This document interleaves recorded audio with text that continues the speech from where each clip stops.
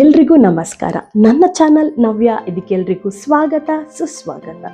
So ಇವತ್ತಿನ ಈ ಒಂದು ವಿಡಿಯೋದಲ್ಲಿ ನಾನು ಮಕ್ಕಳಿಗೆ ಇಷ್ಟವಾದದ್ದು ಯಾವತ್ತು ಚಾಕ್ಲೇಟ್, ಹಾಗೆ ನಾನು ಡ್ರೈ ಫ್ರೂಟ್ಸನ್ನೆಲ್ಲ ಯೂಸ್ ಮಾಡಿಕೊಂಡು ಚಾಕ್ಲೇಟನ್ನು ಮಾಡೋಣ ಅಂತ. ಸೊ ಹಾಗಾಗಿ ನೋಡೋಣ ಈ ಒಂದು ಚಾಕ್ಲೇಟನ್ನು ಹೇಗೆ ಮಾಡ್ಬೋದು, ಹಾಗೆ ಇದಕ್ಕೆ ಇಂಗ್ರೀಡಿಯೆಂಟ್ಸ್ ಏನೆಲ್ಲ ಬೇಕು, ಹೇಗೆ ಮಾಡ್ಬೋದು ಅಂತ ನೋಡ್ಕೊಂಡು. ಮೊದಲಿಗೆ ನಾವು ಏನೆಲ್ಲ ಡ್ರೈ ಫ್ರೂಟ್ಸ್ ಯೂಸ್ ಮಾಡ್ತೀವಿ ನೋಡಿ, ಅದನ್ನು ನಾವು ಡ್ರೈ ರೋಸ್ಟ್ ಮಾಡ್ಕೊಳ್ಳೋಣ. ಸೊ ನಾನಿಲ್ಲಿ ಒಂದು ಕಪ್ಪಲ್ಲಿ ಅರ್ಧ ಕಪ್ಪಷ್ಟು ಬಾದಾಮನ್ನು ತಗೊಂಡಿದ್ದೇನೆ. ಸೊ ಇದನ್ನು ನಾವು ಡ್ರೈ ರೋಸ್ಟ್ ಮಾಡ್ಕೊಳ್ಳೋಣ.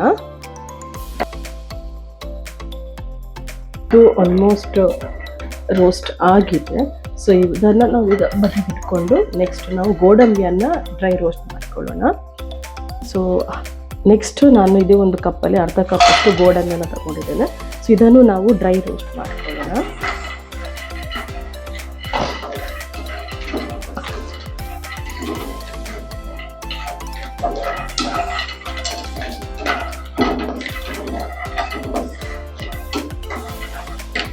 ಸೊ ಮಕ್ಕಳಿಗೆ ಚಾಕ್ಲೇಟ್ ಅಂದರೆ ತುಂಬಾ ಇಷ್ಟ.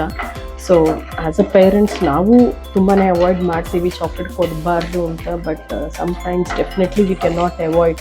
ಸೊ ಹಾಗಾಗಿ ಈ ಥರ ಮಾಡಿಕೊಟ್ರೆ ಒಂದು ಸ್ವಲ್ಪ ಹೆಲ್ದಿಯಾಗಿ ಏನಾದರೂ ತಿಂತಾರೆ ಅನ್ನೋ ಸಮಾಧಾನ ನನಗೆ. ಸೊ ಇದರಲ್ಲಿ ಒಂದು ಸ್ವಲ್ಪನೇ ನಾವು ಚಾಕ್ಲೇಟ್ ಯೂಸ್ ಮಾಡೋದು, ಏನು ಔಟ್ರ್ ಕೋಟಿಗೆ ಮಾತ್ರ ನಾವು ಚಾಕ್ಲೇಟನ್ನು ಯೂಸ್ ಮಾಡ್ತೇವೆ ಇಲ್ಲಿ. ಸೊ ಇದನ್ನು ನಾವು ಕಲರ್ ಚೇಂಜ್ ಆಗೋವರೆಗೆ ಒಂದು ಸ್ವಲ್ಪ ಡ್ರೈ ರೋಸ್ಟ್ ಮಾಡಿದ್ರಾಯಿತು. ಸೊ ಇದು ಆಲ್ಮೋಸ್ಟ್ ಆಗಿದೆ. ಸೊ ಇವಾಗ ನಾವು ತೆಗೆದಿದ್ದನ್ನು ಪಕ್ಕಕ್ಕೆ ಇಟ್ಕೊಳ್ಳೋಣ. ನೆಕ್ಸ್ಟ್ ನಾನು ಪಂಪ್ಕಿನ್ ಸೀಡ್ಸನ್ನು ಯೂಸ್ ಮಾಡ್ತಿದ್ದೇನೆ. ಸೊ ಈ ಒಂದು ಬೌಲನ್ನ ಒಂದು 1/4 ಕಪ್ಪಷ್ಟು ಪಂಪ್ಕಿನ್ ಸೀಡ್ಸನ್ನು ಯೂಸ್ ಮಾಡ್ತಿದ್ದೇನೆ.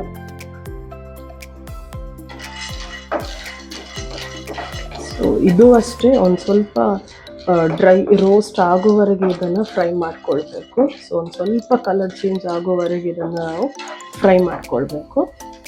ಸೊ ಇದು ಆಲ್ಮೋಸ್ಟ್ ಫ್ರೈ ಆಗ್ತಾ ಬರಬೇಕಾದ್ರೆ ನಿಮ್ಗೊಂದು ಪಟ್ ಪಟ್ ಅಂತ ಒಂದು ಸೌಂಡ್ ಬರುತ್ತೆ. ಸೊ ಆವಾಗ ನೀವು ಫ್ರೈ ಮಾಡೋದನ್ನು ನಿಲ್ಲಿಸ್ಬೋದು. ಸೊ ನೋಡ್ಬೋದು ಒಂದು ಸ್ವಲ್ಪ ಕಲರ್ ಚೇಂಜ್ ಆಗಿದೆ. ಸೊ ಇವಾಗ ನೀವು ಇದನ್ನು ತೆಗೆದು ಪಕ್ಕಕ್ಕೆ ಇಟ್ಕೊಳ್ಳಿ. ಅದಾದ ನಂತರ ನಾನು ಪಿಸ್ತಾ ಯೂಸ್ ಮಾಡ್ತಿದ್ದೇನೆ.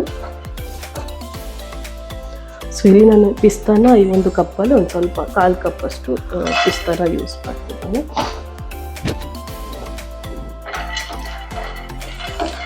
ಸೊ ಇವಾಗ ಪಿಸ್ತಾನ ಡ್ರೈ ರೋಸ್ಟ್ ಮಾಡ್ಕೊಳ್ಳೋಣ. ಇಲ್ಲಿ ನಾನೊಂದು ಕೌಂಟ್ ಹೇಳಬೇಕಾದ್ರೆ ಒಂದು 20 ಸೀಡ್ಸ್ ಆಫ್ ಪಿಸ್ತಾನ ನಾನಿಲ್ಲಿ ತಗೊಂಡಿದ್ದೇನೆ. ಸೊ ಇದು ಅಷ್ಟೇ ಒಂದು ಸ್ವಲ್ಪ ಡ್ರೈ ರೋಸ್ಟ್ ಆಗಲಿ. ಸೊ ನಾನು ಇದನ್ನು ಫಸ್ಟ್ ಟೈಮ್ ಆಗಿ ಟ್ರೈ ಮಾಡ್ತಿದ್ದೇನೆ. ಸೊ ವೆರಿ ಕ್ಯೂರಿಯಸ್ ಔಟ್ಪುಟ್ ಯಾವ ಥರ ಬರುತ್ತೆ ಅಂತ. ಸೊ ಇದು ಅಷ್ಟೇ ಒಂದು ಸ್ವಲ್ಪ ಕಲರ್ ಚೇಂಜ್ ಆದ ನಂತರ ಇದನ್ನು ನಾವು ಪಕ್ಕಕ್ಕೆ ಇಟ್ಕೊಳ್ಳೋಣ. ಇನ್ನು ನೆಕ್ಸ್ಟ್ ನಾನು ಈ ಒಂದು ಸ್ವಲ್ಪ ಚಾಕ್ಲೇಟ್ ಹೆಲ್ದಿ ಆಗಿರಲಿ ಅಂತ ನಾನೊಂದು 2 ಸ್ಪೂನ್ ಆಫ್ ಓಟ್ಸನ್ನು ತಗೊಂಡಿದ್ದೇನೆ. ಸೊ ಇದನ್ನು ನಾವು ಸ್ವಲ್ಪ ಡ್ರೈ ರೋಸ್ಟ್ ಮಾಡ್ಕೊಳ್ಳೋಣ.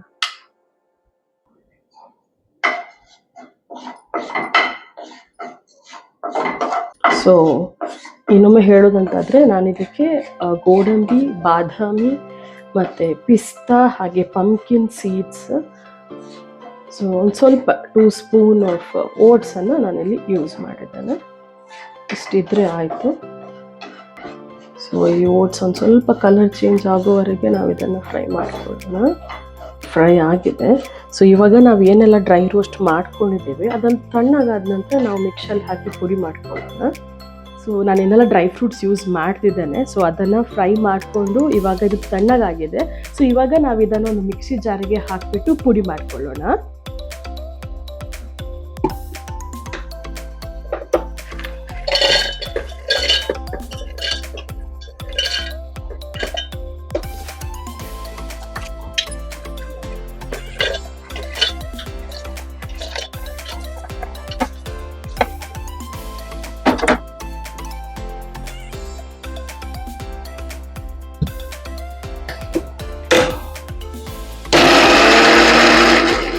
ಸೊ ನೋಡ್ಬೋದು ಇದು ಈ ಥರ ಪುಡಿ ಆಗಿದೆ. ಸೊ ಇದಕ್ಕೆ ನಾನಿವಾಗ ಒಂದು 5 ಡೇಟ್ಸನ್ನು ಯೂಸ್ ಮಾಡ್ತಿದ್ದೇನೆ.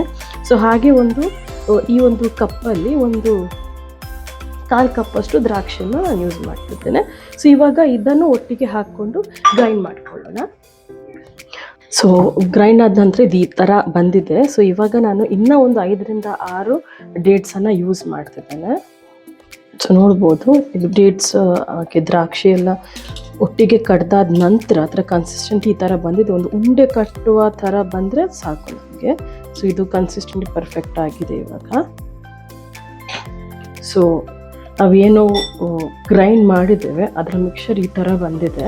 ಸೊ ನಾವು ಇದನ್ನು ಇವಾಗ ಚಾಕ್ಲೇಟ್ ಮೌಲ್ಡಿಗೆ ಇದನ್ನು ಟ್ರಾನ್ಸ್ಫರ್ ಮಾಡ್ಕೊಳ್ಳೋಣ. ನಾನೊಂದು ಚಾಕ್ಲೇಟ್ ಮೌಲ್ಡನ್ನು ತಗೊಂಡಿದ್ದೇನೆ. ಸೊ ನಾವೇನು ಮಿಕ್ಸರ್ ಗ್ರೈಂಡ್ ಮಾಡಿದ್ದೇವೆ, ಸೊ ಪ್ರಿಪೇರ್ ಮಾಡಿದ್ದೇವೆ, ಅದನ್ನು ನಾವು ಈ ಒಂದು ಮೌಲ್ಡ್ಗೆ ಹಾಕ್ಕೊಳ್ಳೋಣ.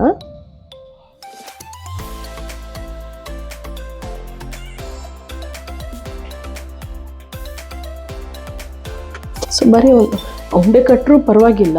ಸೊ ಒಂದು ಶೇಪಲ್ಲಿ ಇರಲಿ ಅಂತ ಈ ಒಂದು ಮೌಲ್ಡಿಗೆ ನಾನು ಹಾಕ್ತಿದ್ದೇನೆ. ಸೊ ನಿಮ್ಮ ಹತ್ರ ಚಾಕ್ಲೇಟ್ ಮೌಲ್ಡ್ ಇಲ್ಲದೇ ಇದ್ದರೆ ಸೊ ಹಾಗೆ ಸುಮ್ಮನೆ ಲಡ್ಡು ಥರ ಇದನ್ನು ಶೇಪ್ ಕೊಡ್ಬೋದು.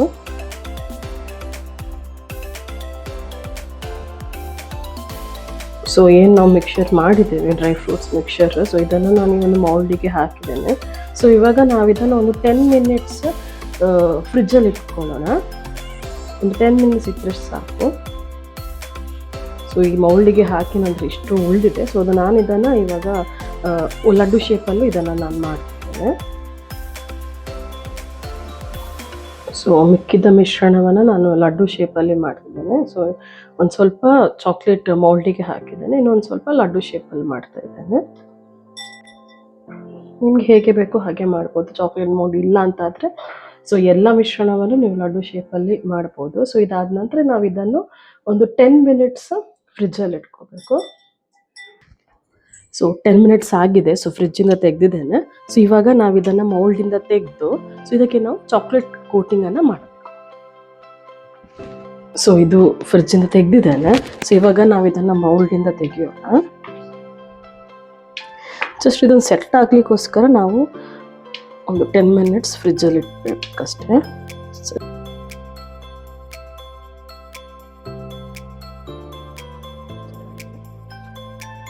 ಸೊ ಇದು ಬೈಟ್ಸ್ ಈಗ ರೆಡಿ ಆಗಿದೆ.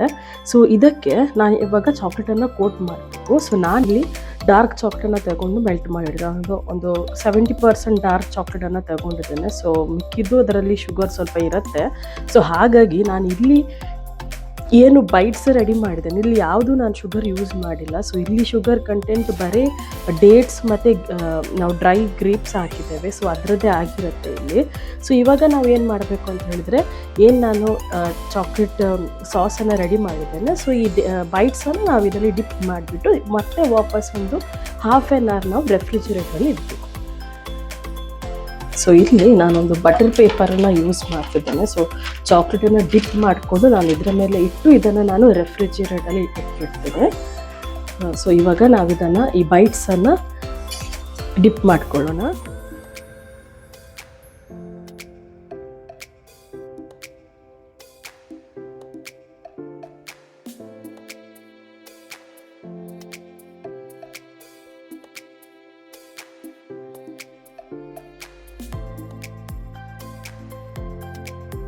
ಸೊ ಚಾಕ್ಲೇಟ್ ಸಾಸನ್ನು ಒಂದು ಬೈಟ್ಸ್ ಏನು ಮಾಡಿದೆ ಅದನ್ನು ಡಿಪ್ ಮಾಡಿ ಆಗಿದೆ. ಸೊ ಇವಾಗ ನಾವು ಇದನ್ನು ಒಂದು ½ an hour ಫ್ರಿಜ್ಜಲ್ಲಿ ಇಟ್ಬಿಡೋಣ. ಚಾಕ್ಲೇಟಲ್ಲಿ ರೆಡಿ ಆಗಿದೆ. ನಾನು ಒಂದು ½ an hour ಫ್ರೀಝರಲ್ಲಿ ಇಟ್ಟಿದ್ದೇನೆ. ಸೊ ಇನ್ನೂ ಸ್ವಲ್ಪ ಜಾಸ್ತಿ ಇಟ್ಬಿಟ್ರೆ ಅದು ಚೆನ್ನಾಗಿ ಡ್ರೈ ಆದರೆ ಇನ್ನೂ ಚೆನ್ನಾಗಿರುತ್ತೆ.